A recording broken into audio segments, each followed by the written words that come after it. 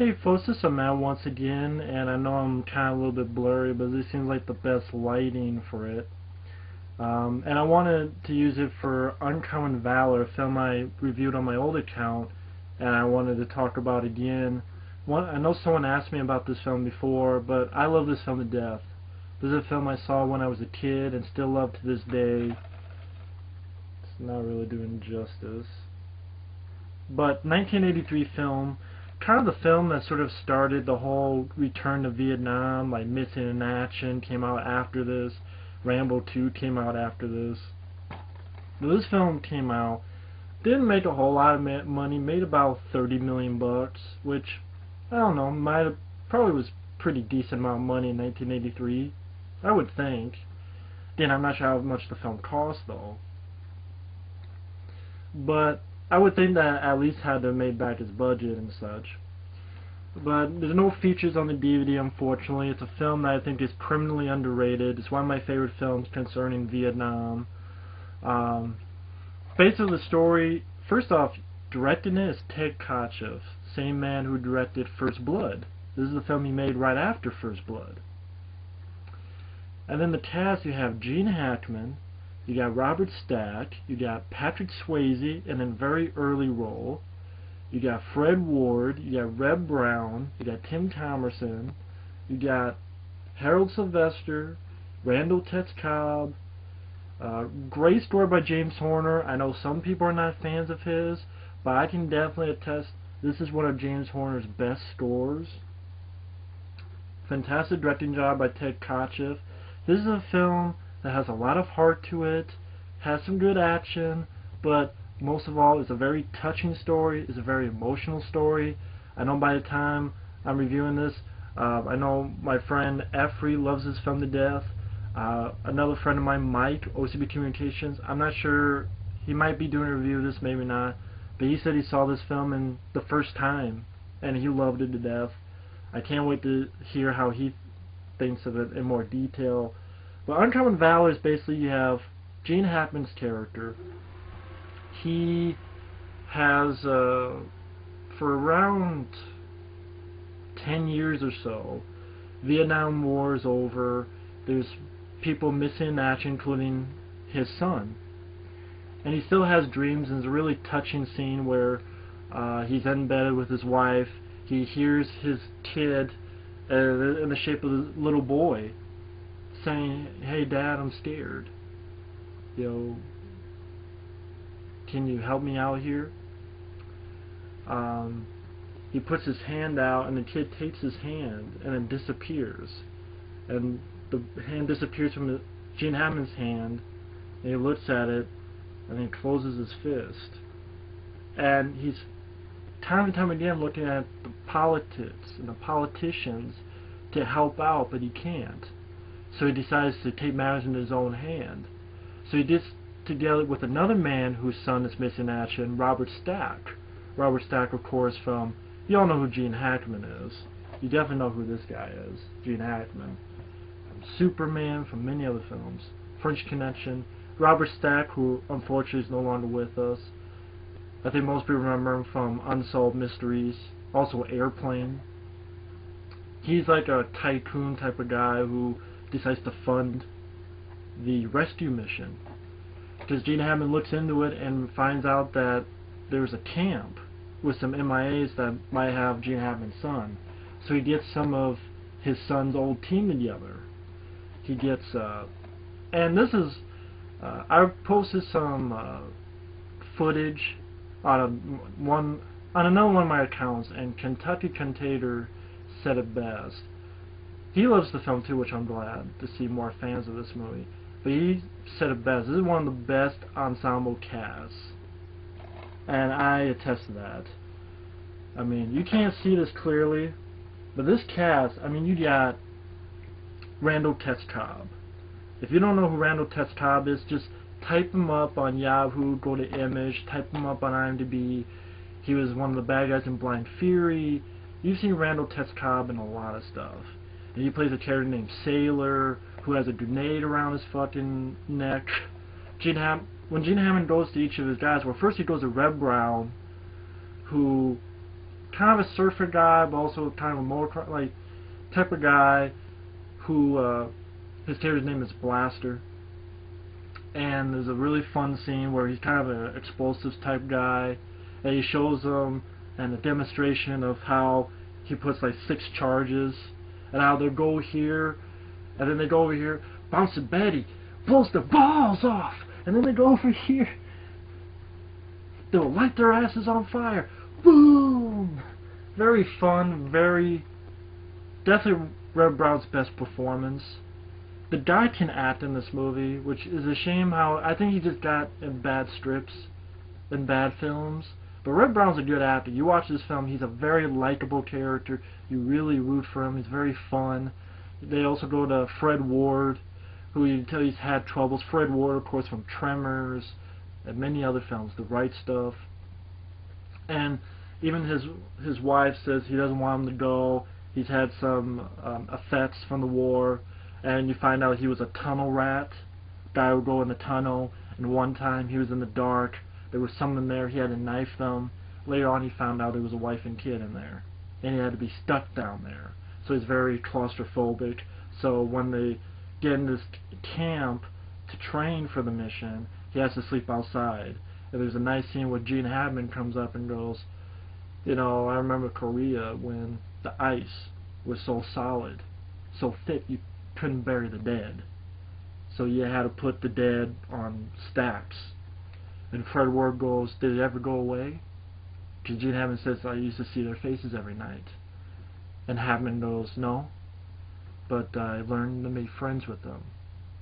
Really touching scenes like that.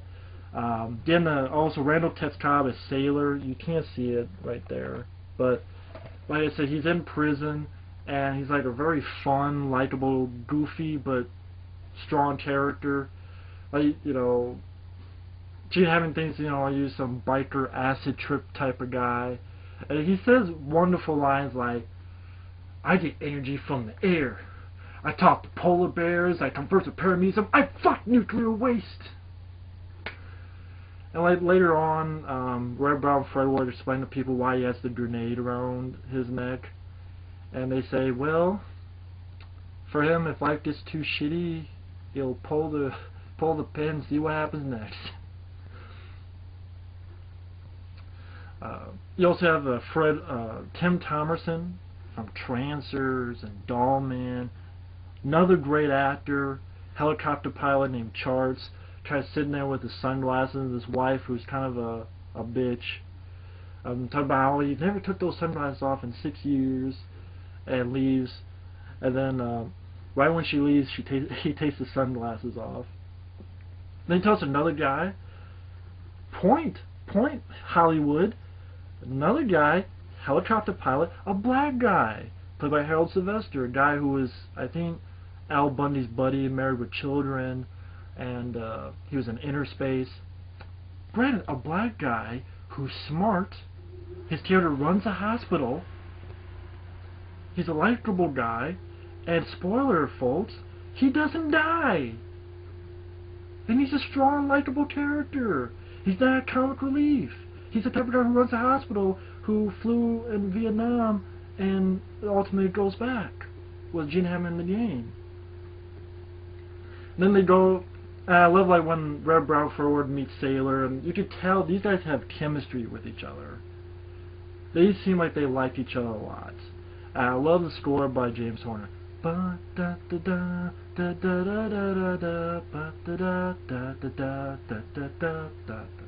Just has a playful manner, but it's not goofy like a Disney film. They get to the camp, and then you're introduced to Patrick Swayze, who joins the group. He's a kind of a younger guy.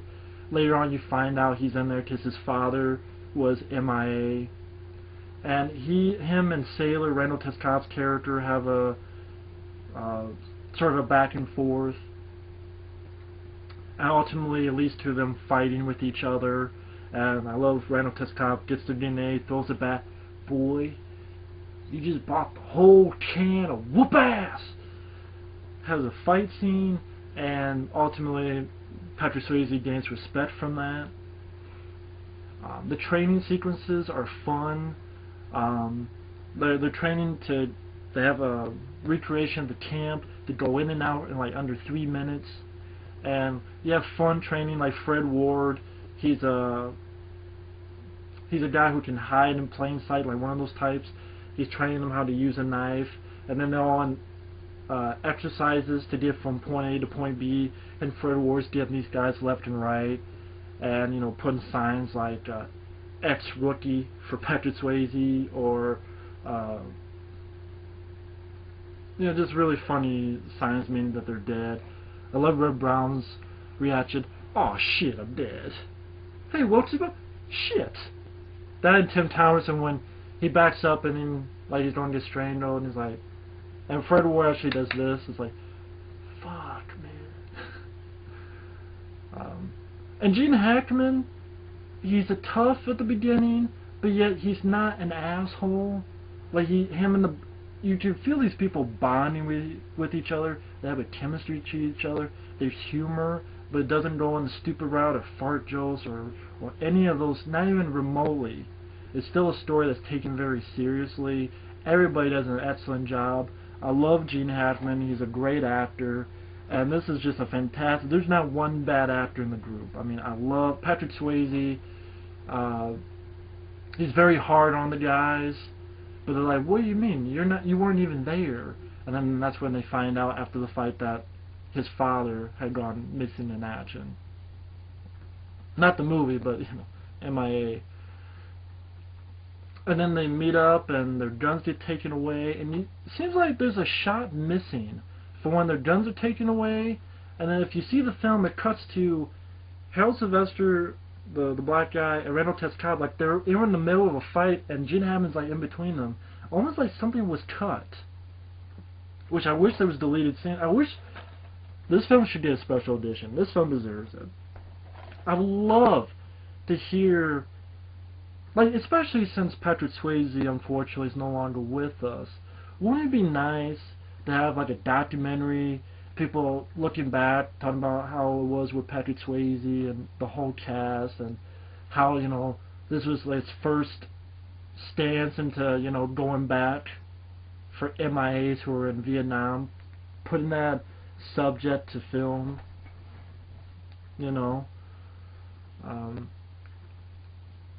but unfortunately they don't do that with shitty films like Resident Evil Afterlife get features, which I still hate that movie. But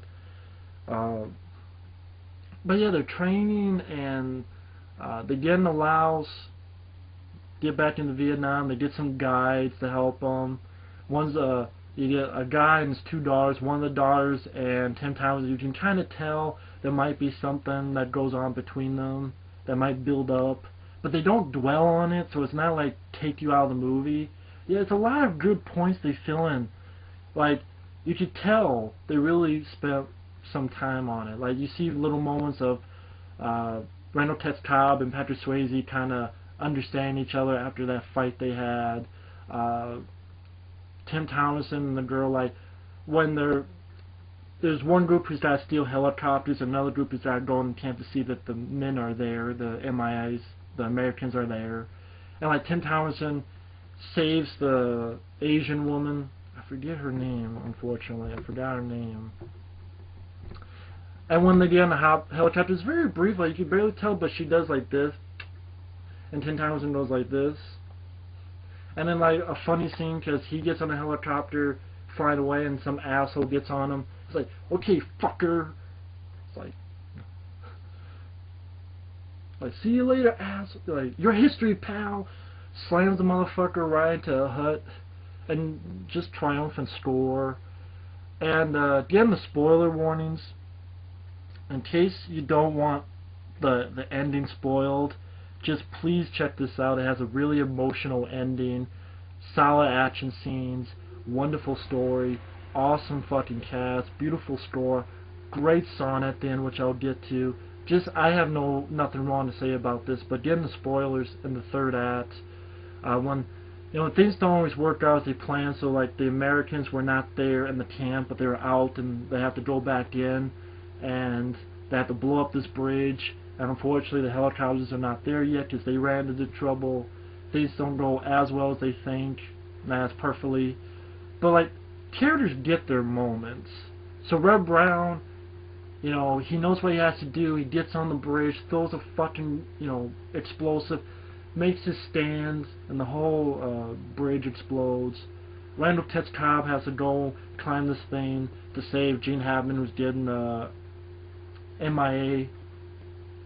American out. He gets shot, but then he takes that grenade and kills a bunch of bad guys. One who has a rocket launcher his own shoot at his friends. So characters get their moments with respect. You like characters and you feel bad that they have to die, that they die, but yet you're like, okay, it's, you know, honorable, respectful. It's not just a throwaway. It's not just a slap in the face. It's earned. I feel bad. Honestly, I would love to have seen Ted Cobb and Reb Brown's characters. Yeah, it was Reb Brown who was on the bridge, Blaster. It's sad that those two got killed, but they did it in a honorable way. You know what I mean? They did it on their own terms, like a badass. They die like a badass, is what I'm getting at.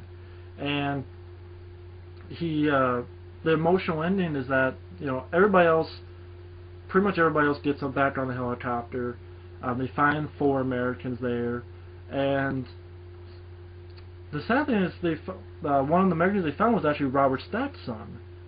And Gene Hackman's kind of out of it, and it really touches the scene where the guy's telling, you know, Frank, his son, got sick, and, you know, he saved my life that day. And the reaction on that actor and Gene Hackman hugging the guy who says, you know, he saved my life, and the pain, it's really sad because everybody kind of lost someone. Fred Ward lost his 2 friends, Randall Ted Cobb and Reb Brown. Patrick Swayze grew a bond with Randall Ted Cobb. The Asian girl, lost her father and sister during this. It's very emotional. It's not something like, wow, he didn't find his son. He didn't find his son alive. And then you have a scene where, you know, Robert Stack is getting with his son. The m.i.a.s have come home, and Gene Hackman, the pain on his face just makes you tear up. But then he sees his wife, and they have this beautiful moment where they get together holding hands, and sort of they both smile. I think the whole meaning is that they know. They know that their son is gone, and he died in an honorable way, that he didn't leave a man behind, that it's not said, but it's not need to be said. You can understand for yourself, which is weird because I'm saying it. But it's like, usually endings, I'm like, well, what the fuck? But it didn't. Because I saw the meaning plain as day, like, okay, they know. And now they can move on with their life. They know what happened. They know their son isn't somewhere suffering to death or whatever. They know for 100% certain. And they were able to do something right to get some men home, to save some lives. And, you know, I would say right now, I love this film a lot more than Saving Private Ryan. Saving Private Ryan I don't think is a bad movie, but I can honestly say I love this film a lot more. I felt more emotion, I felt more heart, I just felt more, I responded to it more, and it's a beautiful moment where it's a freeze frame, and then you have a beautiful song by Ray Kennedy called Brothers in the Night. I believe in all good things, dun, dun, dun, dun, dun, dun. They live on forever and ever in your heart. I believe in all good things. We're brothers in the night, reaching out for something right. We are brothers in the night. Beautiful song. Unfortunately, if you get it, the only way I could have the song is to rip it from the DVD, and if you do find an MP3 online, it's from the DVD. So it's not always going to be, it's not ever going to be in the best quality, which is a shame. I wish that song was released. Of course, I always remember, of course, Sailor Randall Ted Cobb dancing like this, you know, with Sunshine of Your Love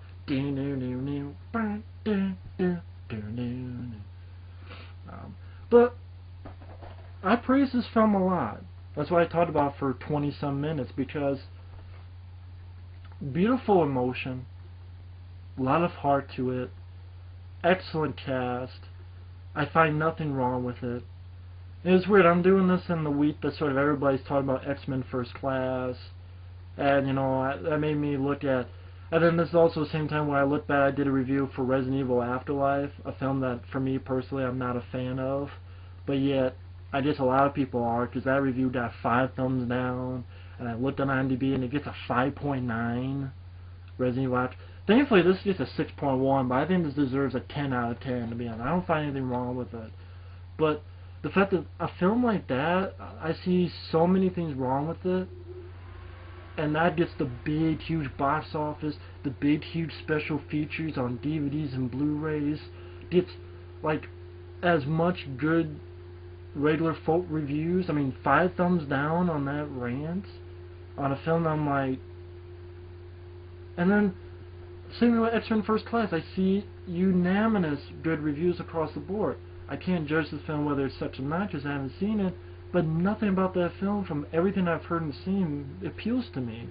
But yet that film is going to get great DVD, huge marks by critics, and yet this film got 2 thumbs down by Siskel and Ebert, got really not too many great critical notices, not too much box office, bare bones DVD, and that's why I get so mad at films like Resident Evil Afterlife, because I see the real winners, the real fucking solid kick-ass movies like this that in my opinion don't get the respect they deserve. They don't. And that's why I rant and get angry more at those films, because I see a film that I'm like, I have no respect for this movie. Then I see this that gets no respect, it makes me even angrier. Because, again, I love this movie to death. I find nothing wrong with it. I give it the highest recommendation. As the ending still gets me misty-eyed, I will admit. Because tremendously likable characters that I rooted for. And when some died, I teared up at. I felt sad. But I keep going because it's a great story, excellent cast. See, people say that X-Men First Class. I haven't seen the film, but I decided to watch this instead again. And I watch this again and again because this has a great story. This has an excellent cast. This has solid humor at times, good old-fashioned action, and most of all, a gigantic human heart. And I think it's very honorable to the veterans. And this is an excellent movie in my opinion. I give it the hugest, biggest praise. Especially, if the ending, after seeing countless times, can still tear me up, I give huge marks to that. So, definitely one of my favorite films ever concerned Vietnam. Yes, I do like it more than Platoon, Full Metal Jacket, Hamburger Hill. They're different movies. I mean, they're different films. Okay, but I just personally love this film more. So, anyway, thanks for watching. Take care, and have a good day. Later.